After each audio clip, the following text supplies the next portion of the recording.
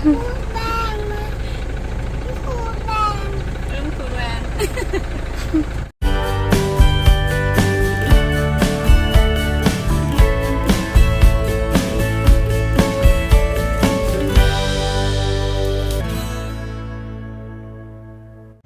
สบายดีพี่น้องเขาจะหากระจูช่องคลิปแช่นอนนะพี่น้องเอากูไปทางไหนเอากระดาษใส่ไปทางนี้ก็ได้ตกลงเอาไปทางไหนไหม ก็ได้แล้วทางนี้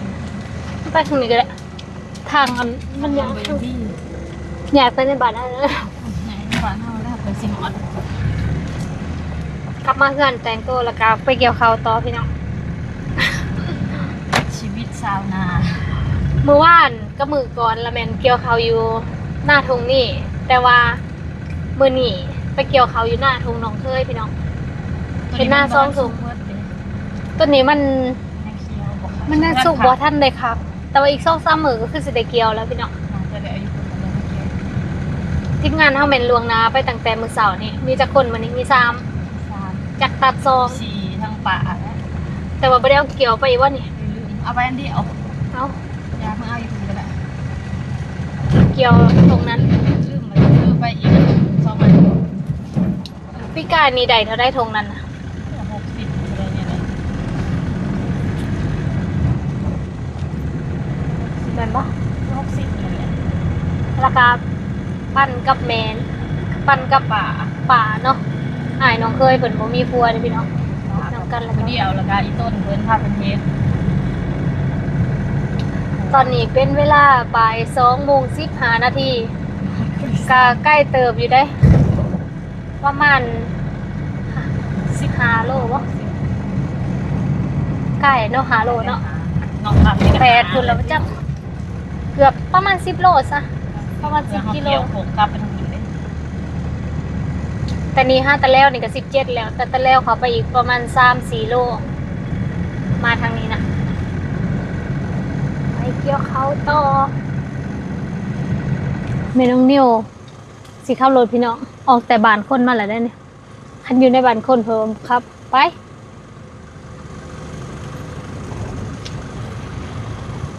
ถ่ายรถมืดจะบ่มีจะขันมันก็บ่ได้แล้ว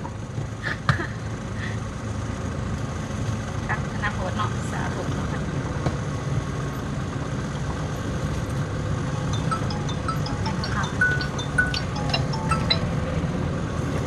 เปลี่ยนเละไหมฮัลโหล มาใช่เลย หอดตะแล้ว ตะแล้วแล้ว แม่บักนิ้วขับรถเดี๋ยวก็หอดแล้ว คอยขับรถ โอ้ย คอยขับ จะขับรถไปเยี่ยมได้รถ คอยไปนี่แหละ เปลี่ยนอันนั้นก็ไวกว่านี้เนี่ย10 กิโลเมตรต่อชั่วโมงบ่ฮอด10ซับ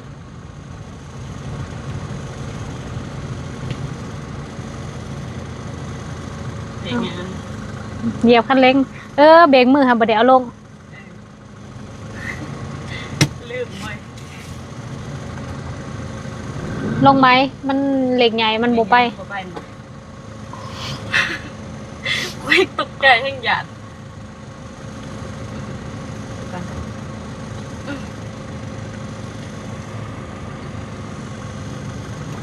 บัดอยู่ในกลางเดินก็คือแบบบริกดดัน เหยียบเร่งคันเร่งแล้วก็เปลี่ยนเหล็กลงเหยียบมันเหยียบขาดเขาจ้ำแล้วก็เปลี่ยนเหล็กเร่งหรือไหม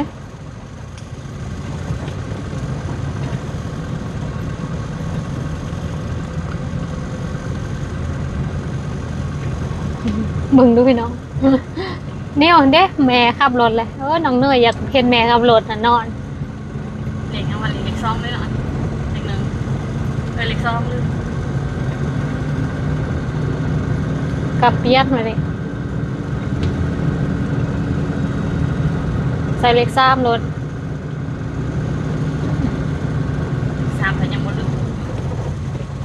บดใส่จะเถื่อขึ้นไปได้มันสิลึง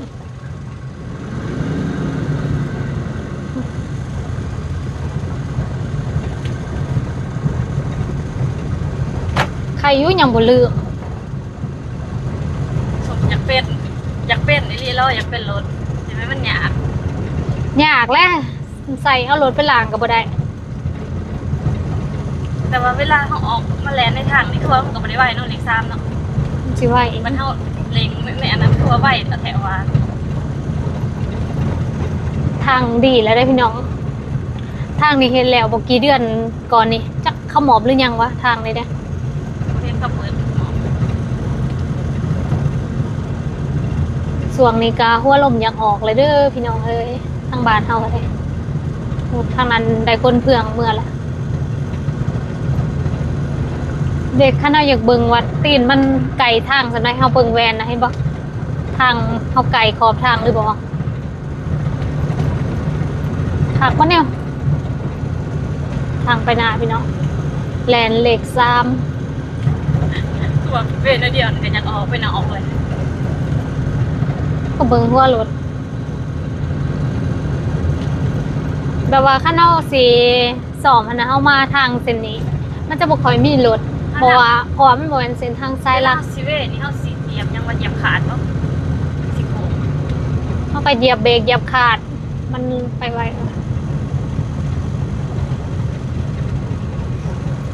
อยากมา หอตอนเลี้ยวเลยพี่น้องเอาเกิดไตตาเลี้ยวแล้วบ่ ได้มองได้แต่จะเหลียว อันนี้บีบไปนะ อันนี้ บีบลงบ่บ่ตี้ลงหั่นนะแล้วกันรถมาบ่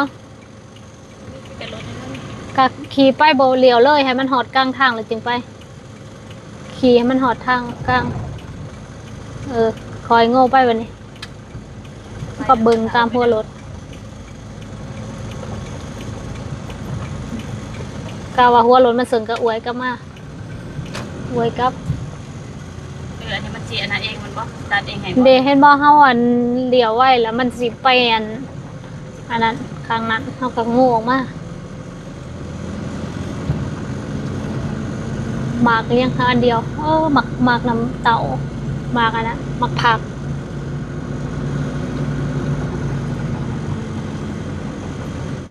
ไปข้างนั้นไล่แล้วให้ก้าวหัวมันสึงเบิ่งแม่น้องนิวเสียวเขาหัวได้บ่พี่น้องไปทางนี้เลยซื้อขั้นไม้แทนใส่เหล็ก1เด้อในนี้เด้อเอาสิไปสะกะลงแคมไล่อะแถวว่าจนลงเบิ่งหยุดเฮาเวไปบัดนี้ใส่เหล็ก1มันเวไปมันกันนั้นไล่ก็เหยียบเบรกเขากายแล้วเห็นบ่กระถอยหลังเหยียบคาดมาเบรกวางก่อนเหยียบเบรก เด็กเนาะ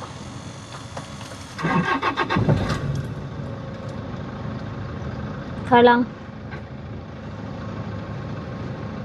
มุนนะมุนพวงมาลัยไปข้างนั้น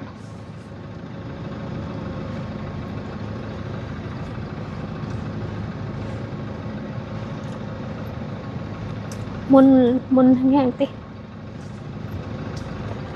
ทางมันไปได้บ่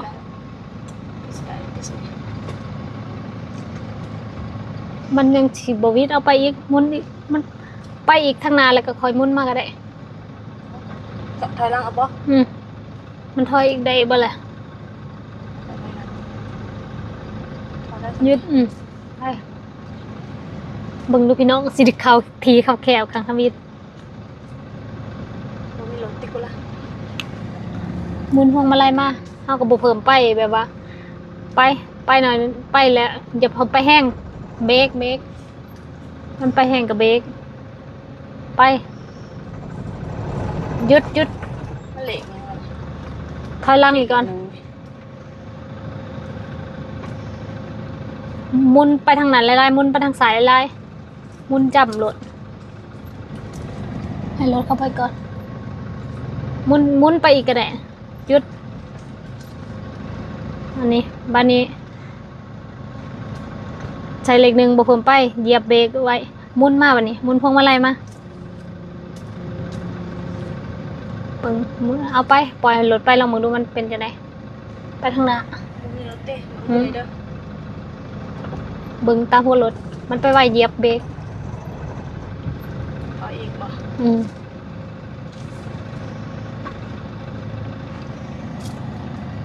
เหยียบเบรกไว้เลยเบรกหัน ปักจักรยาน ซอยพักก่อน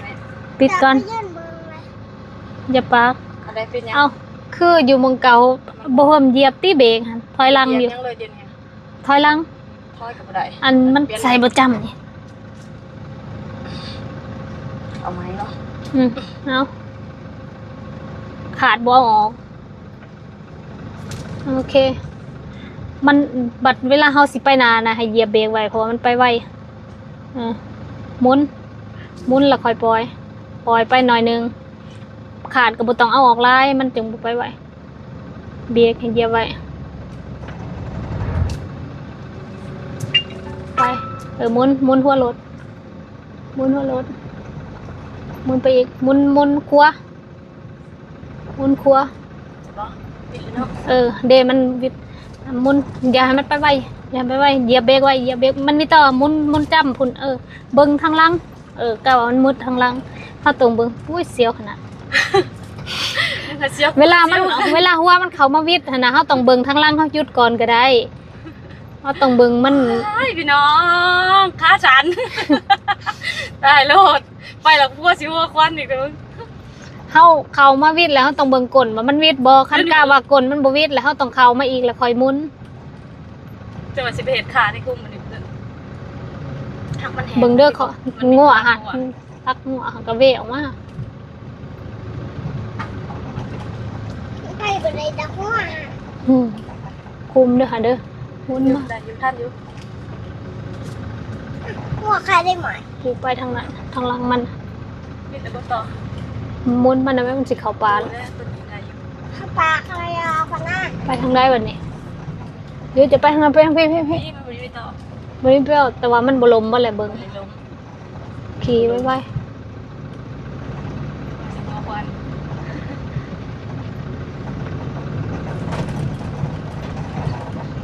ขี่ผู้เดียวเห็นหยังก็ได้เฮ็ดผู้เดียวพี่น้องใส่เขาก็ใส่บ่ได้ มันต้องมุนไว้ๆจังซี่จังสิแผลมัน ก็เบิ่งหัวโหลดมาแล้ว โอ้ยดีอยู่ยังเข้ามาได้ คือ เดี๋ยวกูยืนเบิ่งเลย จอดนี่เลยเนาะ จอดนี่แล้วมันจังบ่ได้พูดนะจอดกะ โอ้ย จึกบาดเดียวจนหัวเดือดเด็กวางเด็กมือ นี่เว้ยเป็นได้นิ้ว เป็นอะไรเนี่ย เป็นได้ไหมขับรถลูก เอาเนยไผขับรถอันนี้ไผขับรถนี่ แม่ขับรถ ไผขับรถนี่ฮะเอาเนยยังบ่เห็นอยู่ไผขับรถนี่ไผขับรถถึงได้แม่ขับรถนี่เอาแม่ขับรถนี่เห็นว่านี่ให้ได้แม่ขับรถแม่ละขับรถ แม่ขับรถจนมาหอด นั่นเองบ่เห็นทำคือว่าจะเห็นแม่ขับรถได้แม่ขับรถ เป็นบ่นอน เห็นป่ะนี่อยู่ใช่นี่ฮะแม่อีลาขับรถเห็นป่ะนี่อยู่ใช่นี่อยู่ใช่งงอยู่ใช่นี่ฮะเอ้าอยู่ใช่นี่ อยู่ใช่นี่น้อยเอายังบูอยู่บนได้ ว่าหนูเองก็ได้ เอ้า จากซองหน่วยพี่น้องน้องเคยตัดอยู่หันน้องชายตัดทางหลังน้องอันลูกพี่ลูกน้องนิวอยู่นี่ก็เล่นอยู่นี่แล้วก็เมียน้องทองพุ่น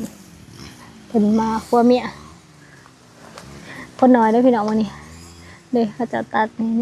นี่แต่ว่าคือสิบ่แล้ววันนี้แต่การยังบ่ได้ลายเด้ยังแถวนี้แล้วก็แถวนี้คือมันสุกลงไปนี่หน่อยนึงน่าจะได้ครึ่งนึงแล้วตอนนี้แต่ว่าที่เขาจะขึ้นไปนอนกับพี่น้องเมื่อคืนนี้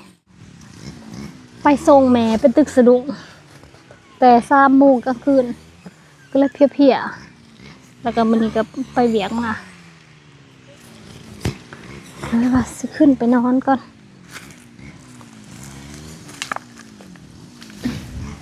ขึ้นไปนอนอยู่เชียงอยากนอนแห้งเลย ขณะนี้ ดีพี่น้อง เป็นเวลา3 โมง30 นาทีที่พาได้ไปส่งอีเมกับหมู่เพิ่นสิไปตึกสะดุ้งแล้วครูสมางดูนี่มาส่งบ้านครูสมาง ครูสมางพาไปตึกสะดุ้ง บ่ต้องรับต้องนอนแหละส้มเน่บอกเราว่ามันถือตึกสะดุ้ง เอาไปเป็นแสนสมองตัว หม้ออ่างมึงบ่ได้นั่นหม้ออ่างมันละมึงสิยางมา มันสิทาเฮา อ่ะก็ยังมาแล้วมันชา มันสิอยู่หน่อยหนึงแล้วมันก็สิมานอนตัวสิไปโคตรจะไหว บ่เลี้ยว ไปทำอะไรน้องบอก เบิ่งตาสิว่าตึกสะดุ้ง บ่ได้อยู่ได้ดอก บ่ หม้ ได้ ออ่าง น กู อน บ่ได้ขายยาสูบบ่ อืม กูว่าสิยามึงสิได้ซื้อไปส่งให้กูแล้วบัดมึงมา เดี๋ยวเราว่ามึงบอกเราว่า เสียมันไข้ได้หนามันเนาะ มึงบอกเราว่าป้าถือใช่บ่ ไข้ก็คือกันนั่นแหละ พอแล้วพี่น้องรู้สึกเพลียแล้วก็เจ็บหัวนอนหน่อยเนี่ยอีกอย่างก็คือ เป็นวันนั้นของเดือนด้วยตัวจะแบบว่าสิเมื่อยเป็นพิเศษวันนี้ก็เลยสีแบบว่าเบาๆพี่น้องมานอนเบิ่งกระเจ้าตัดนอนพักผ่อนก็มันเพลียแล้วก็มันเจ็บหัวโอ้คันมีแห้งยางเมื่อแรงสิพาหล่อส่วนแม่น้องนิวตอนนี้มีหยังแหน่ล่ะวายเพิ่นใหญ่แล้วว่าเนาะ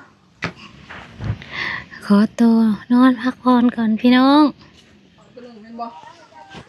พาพี่น้องถ้าตื่นนอนตาดำหมดทามาขลามันนี่ตอนนี้ที่งานขึ้นมาแล้วพี่น้องมือคำล่ะเดี๋ยวไปตอกมันนะส่วนก็หมักกองหนามยังสำเก่าเนาะก็หมักกองหนามใหญ่ใช่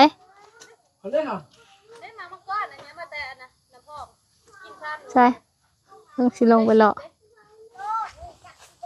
นี่ตัวนี้ยังซ้ำเก่าอยู่หมักกองหนาม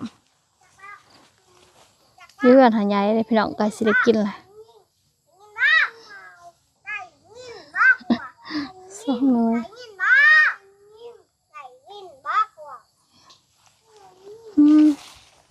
แล้วก็มาหน่อยมาบัดเยื่อนั่นใหญ่เลยใหญ่ต้นมันอยู่ส่วนใดกับจะมีต้นกล้วยพี่น้องปลูกต้นกล้วยยังลายเนาะน้ำนองน้ำผักกระเสกลายลิบอกเอาเมื่อปล่อยอยู่น้องตอนนั้นไหนผักกระเสกนี่ปลูกผักกระเสกลายพี่น้องโอ้ยมันสิเลิกไปได้ค่ะ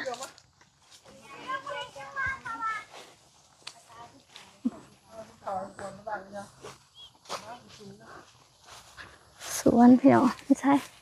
เด้อันนี้ป่ะน้องนิวเอามาแต่น้ำพอกนะเพิ่นได้เก็บกินมาเขาได้เท่าไหร่ละเอามาแต่น้ำพอกให้พี่โมเอาให้นะเด้พี่น้องอันนี้เอามาปลูกอยู่ส่วนอันนี้อะไร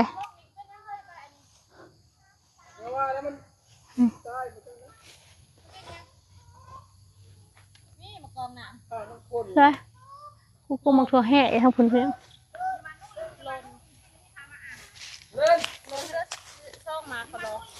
ก็หน่อยบ่ทอก็เพื่อนหาใหญ่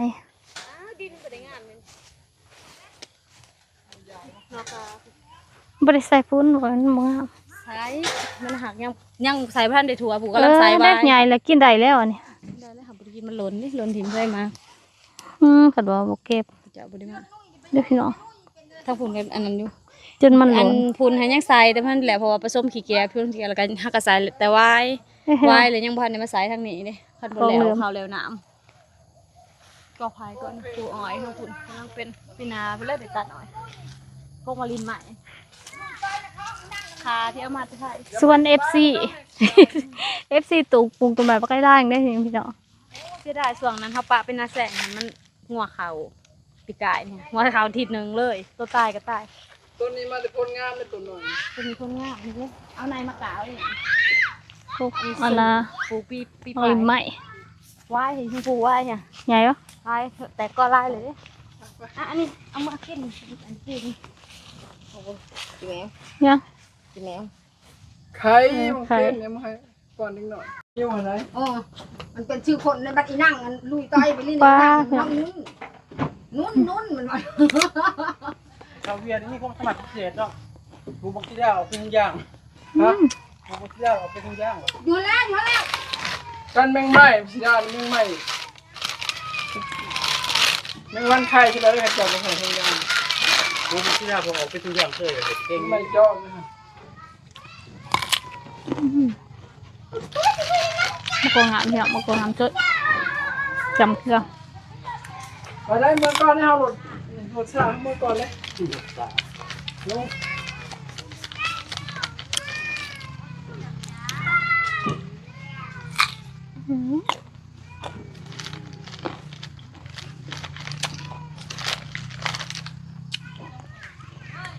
ดูช่วงกันมันใหญ่ทำมันจัง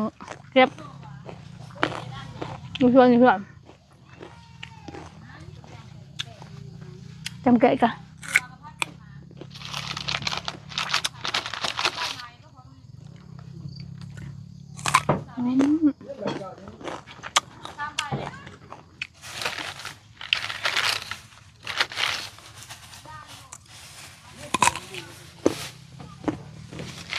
ตอนนี้ก็สิกลับบ้านแล้วพี่น้องใช่ มาแต่อันสว่างแดนดิน กมังเทื่อยสว่างแดดดินเอามาใส่ งานกระถิ่นสว่างแดนดิน ในงานกระถิ่นกวาง โกงไง รัดหัวนะ มักเทื่อยเอาแต่บอลนั้นบอลนี้มาพี่น้องเอามาปลูกมื้อหน้าเด้จังสิพาเลาะพี่น้องยังสิมาหลายเทื่ออยู่เจอกันใหม่ในคลิปหน้าพี่น้องตอนนี้ขอโตวกลับบ้านก่อนมื้อนี้เพียแห้งเลยเจอกันใหม่ในคลิปหน้าพี่น้องสวัสดี แดงเลยพี่ครูแดง คุณแวน